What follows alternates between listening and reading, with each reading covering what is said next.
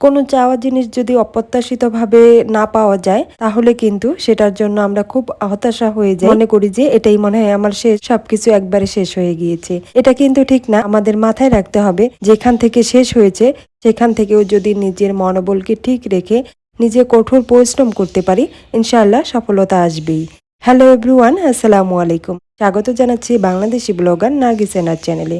কাছে দূরে যে যেখান থেকে আমার এই ভিডিওটি দেখছেন বা দেখছেন না, আশা করছি সকলেই ভালো আছেন, সুস্থ আছেন। আলহামদুলিল্লাহ, আমরাও বেশ ভালো আছি। হাঁটতে হাঁটতে কখনো যদি হোঁচট খেয়ে পড়ে যান, সে জায়গায় যদি আপনি বসে থাকেন উঠে না দাঁড়িয়ে, তাহলে কিন্তু মানুষ আপনাকে নিয়ে হাসাহাসি করবে। ঠিক সেই সাথেই যদি আপনি উঠে দাঁড়িয়ে নতুন করে আবার পথ চলা শুরু করেন, তাহলে কিন্তু আপনাকে নিয়ে হাসি তামাশা করার সুযোগ থাকবে না। এটাই হচ্ছে নিজেকে নতুন করে সাজানোর বা গুছানোর আরেকটা যাত্রা। অনেক দিন পরে আরেকটি নতুন ডেইলি লাইফস্টাইল ব্লগ নিয়ে আপনাদের সামনে হাজির হয়ে গেলাম। আশা করব পুরো ভিডিও জুড়েই আপনারা আমার সাথে থাকবেন। ভিডিও দেখতে দেখতে কোনো অংশ যদি আপনাদের ভালো লেগে যায়, প্লিজ ভিডিওটিতে একটি লাইক দিবেন। আপনার একটি লাইকই এই ভিডিওটা আরও বেশ কয়েকজনকে দেখার সুযোগ করে দিবে। আমি কিন্তু আমার আজকের ভিডিওটা শেষ থেকে শুরু করছি। সারাদিন মানে দুপুর 12টা পর্যন্ত বাসায় কাটিয়ে এখন চলে এসেছি আমার কর্মস্থলে। আর আসার পর থেকেই শুরু করেছি আপনাদের সাথে এই বকবকানি। তো আশা করব আপনারা পুরো ভিডিওতেই আমার একটু বকবকানি সহ্য করবেন আর ভিডিওটা দেখবেন। সকালবেলা একটু ঘুমাচ্ছিলাম, ভাবছি বিকেল দিকে অফিস, একটু ঘুমাই, কিন্তু তার আর সুযোগ কোথায়। দেবরের বায়না শুরু হয়ে গিয়েছে। যখনই একটু বাসায় দেখে থাকি তখনই এটা সেটা আবদার করে। আপু তুমি আজকে রুটি বানাবা না ভাত রান্না করবো? তুমি কি খাবা বলো? আর রুটি। রুটি? হ্যাঁ, ভাত খাবা না? খাবো। তার মানে আমাকে ভাত আর রুটি দুইটাই করতে হবে। হ্যাঁ। ছোট্ট দেবরজি খুব ভালো করেই বুঝতে পেরেছিল সকাল সকাল হয়তো বা হালকা পাতলা নাস্তা করেই পার করতে হবে, আর খুব তাড়াতাড়ি ওকে ভাত খেতে বলবো।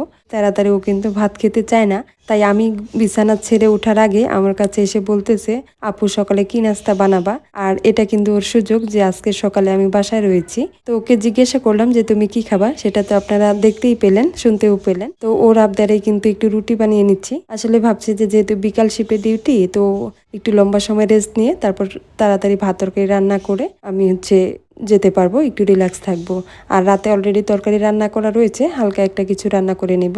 তো ও বুঝতে পারার কারণে কিন্তু ও এসে বলতেছিল, আর তাই একটু রুটি বানিয়ে রুটিটাকে এখন সেঁকে নিচ্ছি, ওকে নাস্তা করতে দিব। আর একসাথে দুজনে মিলেই কিন্তু আমরা এই নাস্তা করে নিব সকালে।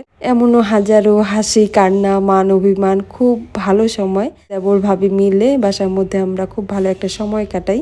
ওর হয়তো বা কখনো বাসার কথা মনে পড়ে, মার কাছে যেতে মন চায়, বাবাকে তো খুব বেশি মিস করে। তো সবটা সময়ই আমাকে ম্যানেজ করে নিতে হয়। আর যেটুকু সময় বাসায় থাকি না, সে কিন্তু জানি না কতটা একাকিত্ব ফিল করে। চেষ্টা করি যতই আমার খারাপ লাগুক না কেন, ও যেটাতে খুশি হয় ওকে যেন আমি ওটা সাথে সাথে দিতে পারি।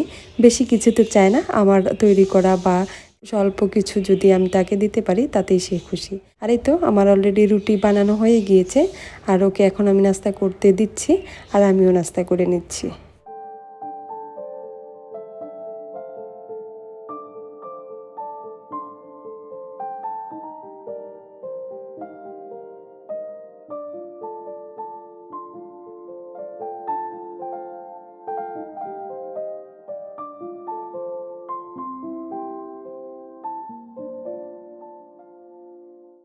নাস্তা করার শেষে এখন চলে আসলাম বিছানাটাকে গুছিয়ে নিতে। এখন না গুছালে বিছানা কিন্তু এভাবে সারাদিনই পড়ে থাকবে। কেননা আর সুযোগ হয়তো বা হবে না, রান্নাবান্না করব, বাকি আরও কাজ রয়েছে। তো নাস্তা করার শেষে এখন আমি আমার বিছানাকে গুছিয়ে নিচ্ছি আগে। তার আগে পর্দা সরিয়ে দিলাম, জানালার গ্লাস সরিয়ে দিলাম, বাইরের আলো বাতাস যেন ঘরে প্রবেশ করে। আর বেড সাইডে যে জানালা রয়েছে আবারও আপনাদেরকে দেখিয়ে দিচ্ছি, সেটা আমি এরকম সুন্দর সুন্দর ইনডোর প্লান্ট দিয়ে সাজিয়ে রেখেছি, যার জন্য আমার বাহির থেকে আসা ক্লান্তি দূর হয়ে যায়। মন খারাপ থাকলে এখানে বসে থাকলে আমার বেশ ভালো লাগে, অনেকটা কিন্তু শান্তি পাই।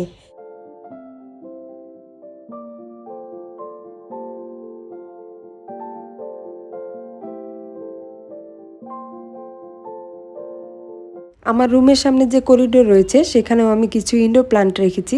এই গাছটা থেকে কিন্তু সুন্দর একটা সাদা ফুল দেখতে পাই, বাট এবছর আর ফুলের দেখা পাইনি। এটা যেহেতু ভিতরে রয়েছে ভাবছি সেজন্যই হয়তো বা রোদ পাইনি, তাই ফুল দিচ্ছে না। তো এটাকে এখন একটু আমি রোদে দিয়ে দিব।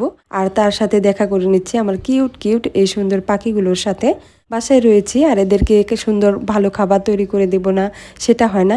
পাখিগুলো যেহেতু ডিম বাচ্চা করতেছে, এই যে কিউট অনেকগুলো বাচ্চা হয়েছে, কোনো পাখি ডিম দিয়েছে। আর এই সময় এদের কিন্তু প্রচুর পরিমাণে পুষ্টিকর খাবার দরকার, তাই এদেরকে আজকে আমি একটু এগ ফুড তৈরি করে দিব।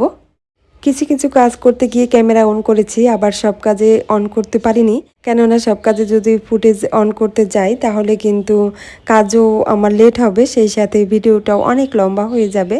এখন আমি এই তো এগ ফুড তৈরি করে নিয়েছি, পাখিগুলোকে খেতে দিয়েছি। আর মিঠু আর আমার দেবরের ভাব কিন্তু খুব একটা সুমধুর সম্পর্ক।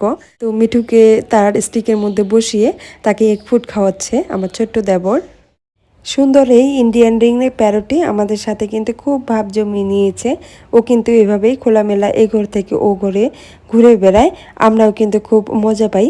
আর এই রিংনেক প্যারোটি কিন্তু হোম ব্রিডিং একটি বার্ড, সো এটাকে নিয়ে কিন্তু অন্য কিছু ভাবার কোনো কারণই নেই।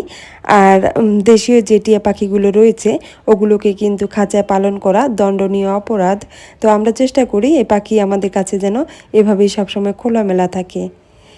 এই যে এখন থেকে যে ফুটেজগুলো দেখবেন এটা আরেক দিনের ফুটেজ আমি এখানে যোগ করে দিয়েছি। আমি কিন্তু সবসময় বলি কাজটা আমারই করা, আজকের বা কালকের। আর যদি আপনাদের এগুলো ভালো লাগে তবে তারাই শুধুমাত্র দেখবেন, আর যাদের ভালো লাগবে না আশা করব তারা ইগনোর করবেন। তো এটাও আরেক 2 দিন আগের ভিডিও, সংগ্রহ করে রেখেছিলাম। তো এখন আমি ভাত বসাবো, ভাত বসানোর জন্য একটু চাল ধুয়ে নিচ্ছি আগে। আর এই যে কন্টেনার রয়েছে এটাতে আমি চাল রাখি। আর এখানে আমি রেখে দিয়েছি কিছু ইনডোর প্লান্ট আমার রান্নাঘরের ওয়ালের মধ্যে হ্যাং করে। এখন আমি চালগুলো ধুয়ে নিয়ে ভাত বসিয়ে দেবো।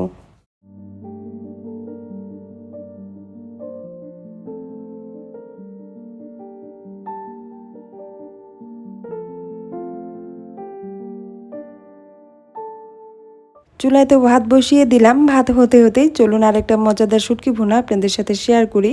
ভাত এদিকে হয়ে গেলেই আমি বসিয়ে দিব শুটকি ভুনা। তো তার জন্য এখানে আমি সব কিছু রেডি করে নিয়েছি।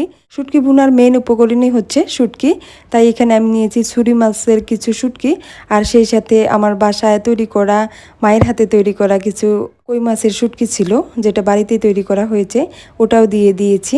আর একটু বেশি পরিমাণে রসুন থেতলে নিয়েছি, সেই সাথে নিয়েছি পেঁয়াজ কুচি। আর যা যা লাগছে তা হচ্ছে হলুদ, মরিচ, লবণ, ধনিয়া আর জিরা গুঁড়া একসাথে একটু নিয়ে নিয়েছি। আমি কিন্তু শুটকিটাকে কুসুম গরম পানি দিয়ে বেশ কয়েকবার ধুয়ে নিয়েছি, যেটা হচ্ছে ছুরি মাছের শুটকি সেটাকে। আর বাসায় তৈরি করা শুটকিগুলো বেশি গরম পানিতে ধুতে হয় না, এমনি পানিতে ধুয়ে নিলেই হয়, কারণ এটা ভালোভাবে পরিষ্কার করেই শুটকি বানানো হয়েছে।